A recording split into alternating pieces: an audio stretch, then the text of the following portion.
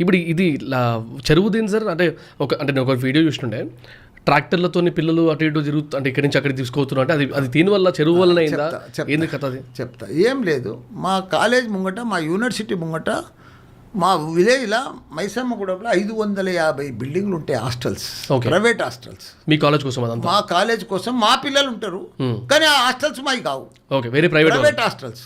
రకరకాల మంది ప్లాట్లు కొనుక్కొని బిల్డింగ్లు కట్టుకొని హాస్టల్ నడిపిస్తారు. హాస్టల్ అన్నీ కూడా మా గోడ అవతలు ఉన్నాయి. అవి వర్షం వచ్చినప్పుడు లోతట్టు ప్రాంతాలు ఉన్నాయి కాబట్టి నీళ్ళు వచ్చినాయి. రాత్రి పెద్ద కుంభవర్షం పడ్డది, తెల్లారా బిల్డింగ్లకి వెళ్ళి బయటికి రాలేదు. ట్రాక్టర్లను పంపించి పిల్లల్ని బయటికి తీసుకొచ్చారు. సడన్ గా వర్షం పడ్డప్పుడు, కుంభవర్షం పడ్డప్పుడు ఒకటేసారి నీళ్ళు వస్తాయి, మళ్ళా సాయంత్రం కల్లా క్లియర్ అయిపోయింది. ప్రతి సంవత్సరం ఇట్లా ఉంటుంది అన్నారు. అది చెరువు ప్రాంతాలు కదా, బయట ప్రైవేట్ హాస్టల్స్.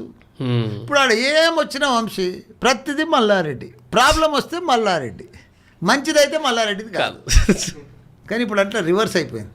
ఏదైనా మల్లారెడ్డి, సాధ్యం అంటే అసాధ్యాన్ని సుసాధ్యం చేసేది మల్లారెడ్డి.